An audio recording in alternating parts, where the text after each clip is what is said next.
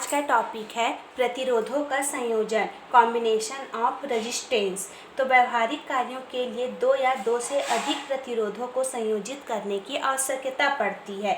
और वो आवश्यकता हमको किस लिए पड़ती है? तो निम्न उद्देश्यों की पूर्ति के लिए। जैसे पहला है, परिणामी प्रतिरोध का मान समस्त प्रतिरोधों के योगफल से अधिक हो। दूसरा, परिणामी प्रतिरोध का मान प्रत्येक प्रतिरोध के मान से कम हो। और तीसरा है, परिणामी प्रतिरोध का मान उपयुक्त दोनों स्थितियों के बीच हो। इन उद्देश्यों की पूर्ति करने के लिए हमको दो या दो से अधिक प्रतिरोधों के संयोजन करने की आवश्यकता होती है। तो इन उद्देश्यों की प्राप्ति के लिए हम प्रतिरोधों को क्रमशः श्रेणी क्रम में, समांतर क्रम में या मिश्रित क्रम में, मिश्रित क्रम कहने का मतलब उसमें समांतर क्रम भी होता है और श्रेणी क्रम भी होता है, इसमें क्या करते हैं? संयोजित करते हैं। यदि किसी संयोजन में उपस्थित समस्त प्रतिरोधों के स्थान पर एक अकेला प्रतिरोध प्राप्त किया जा सके तो समान विभवांतर लगाए जाने पर उतनी ही धारा ले जितनी कि सभी प्रतिरोधों का समूह ले रहा था, तो उस प्रतिरोध को हम लोग तुल्य प्रतिरोध या प्रभावी प्रतिरोध या उसी को परिणामी प्रतिरोध कहते हैं। तो सब हम देखेंगे प्रतिरोधों का संयोजन। तो प्रतिरोधों का संयोजन तीन प्रकार से होता है। पहला होता है श्रेणी क्रम संयोजन,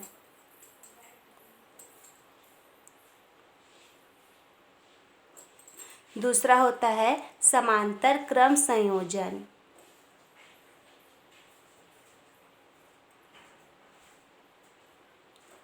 और तीसरा होता है मिश्रित क्रम संयोजन।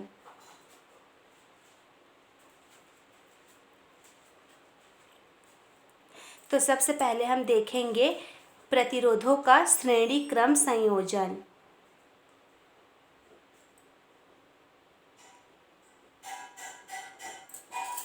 और श्रेणी क्रम संयोजन को इंग्लिश में क्या कहा जाता है? Series combination.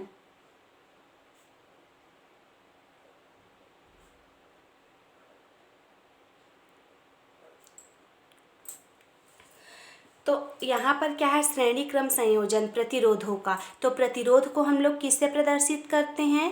ये क्या है? प्रतिरोध का हमारा संकेत है और प्रतिरोध को R से प्रदर्शित करते हैं। तो यहाँ पर मैंने 3 प्रतिरोध लिया है, इसको मान लेती हूँ R1, इसको R2 और इसको मान लेते हैं R3। अब जो प्रतिरोध है उसके श्रेणी क्रम संयोजन में जो पहला प्रतिरोध है उसके दूसरे सिरे को दूसरे प्रतिरोध के पहले सिरे से और दूसरे प्रतिरोध के दूसरे सिरे को तीसरे प्रतिरोध के पहले सिरे से, इसी प्रकार से अन्य प्रतिरोध को जोड़ते हैं।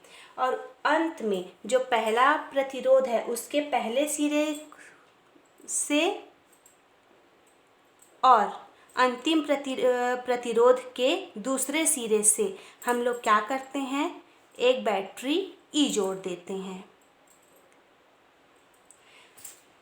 और इसमें धारा कैसे प्रवाहित होती है? प्लस से माइनस। तो ये प्लस, ये माइनस, तो प्लस से माइनस प्रवाहित होती है। तो मान लेते हैं इसमें विद्युत धारा प्रवाहित हो रही है प्लस से माइनस की ओर।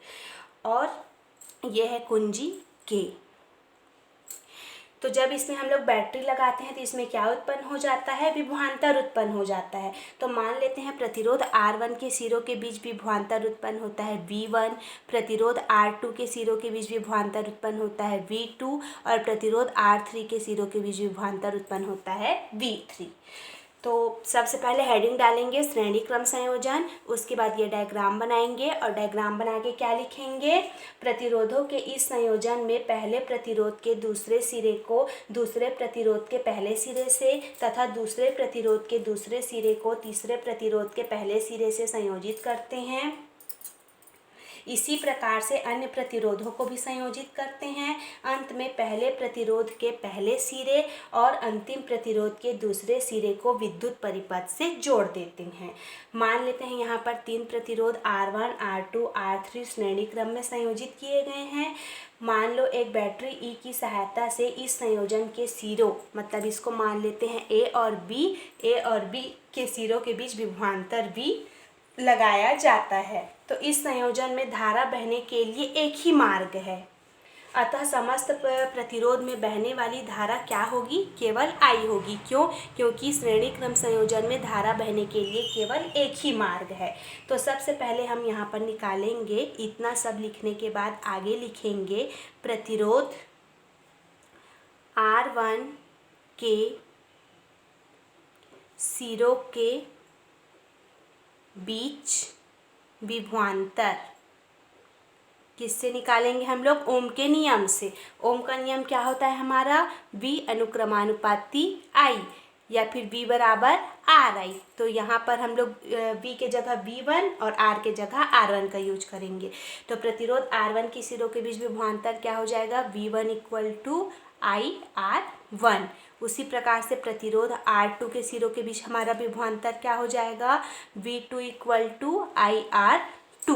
और प्रतिरोध R3 के सिरों के बीच विभवांतर क्या निकलेगा? V3 equal to IR3। अब हम लोग क्या निकालेंगे? A और B के बीच कुल विभवांतर। तो कुल विभवांतर निकालेंगे तो क्या हो जाएगा? तीनों विभवांतर ऐड हो जाएंगे। V equal to V1 plus V2 plus V3। अब V1 V2 V3 का मान रखेंगे, I कॉमन निकल जाएगा तो कोष्टक अंदर क्या आ जाएगा? R1 plus R2 plus R3। इसको मान लेंगे समीकरण नंबर 1। अब इसके बाद आगे, यदि इस संयोजन का जो तुल्य प्रतिरोध है, इस संयोजन का जो तुल्य प्रतिरोध है वो हो RS। RS कहने का मतलब प्रतिरोध के लिए R और S मतलब सीरीज। तो तुल्य प्रतिरोध RS हो तो फिर ओम के नियम से V इक्वल टू क्या होता है? IR। R के जगह यहाँ पर क्या लेंगे? RS। इसको मान लेंगे इक्वेशन नंबर 2। अब इक्वेशन नंबर 1 और 2 का एक पक्ष बराबर है तो दूसरा पक्ष बराबर होगा। तो यहाँ पर से हम लोग IRS इक्वल टू क्या लिख सकते हैं? IRS इक्वल टू I और कोष्टक में R1 plus R2 plus R3। I और I कट जाएगा तो यहाँ पर से RS इक्वल टू हमारा क्या निकलेगा? R1 plus R2 plus R3। तो ये क्या है? प्रतिरोध के श्रेणी क्रम संयोजन का व्यंजक है। इस व्यंजक को हम लोग कैसे लिख सकते हैं? श्रेणी क्रम संयोजन में जो तुल्य प्रतिरोध का मान है समस्त प्रतिरोधों के योगफल के बराबर होता है।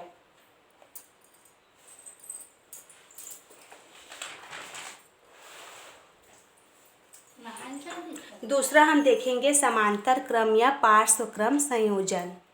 दूसरा क्या पढ़ेंगे?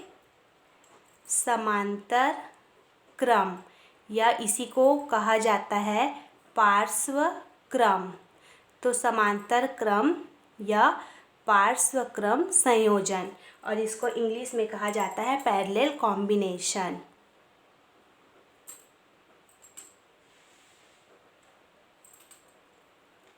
Parallel combination. तो यहाँ पर भी हम लोग 3 प्रतिरोध लेते हैं, R1, R2 और R3।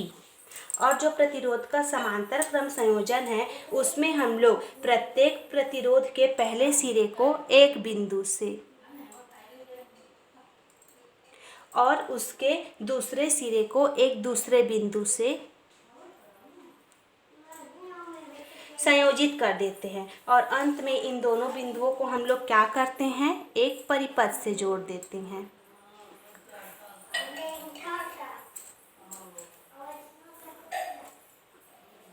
प्लस माइनस, इसमें भी I विद्युत धारा प्रवाहित होगी, और इसको क्या मान लेते हैं? A, और इसको क्या मानते हैं? B।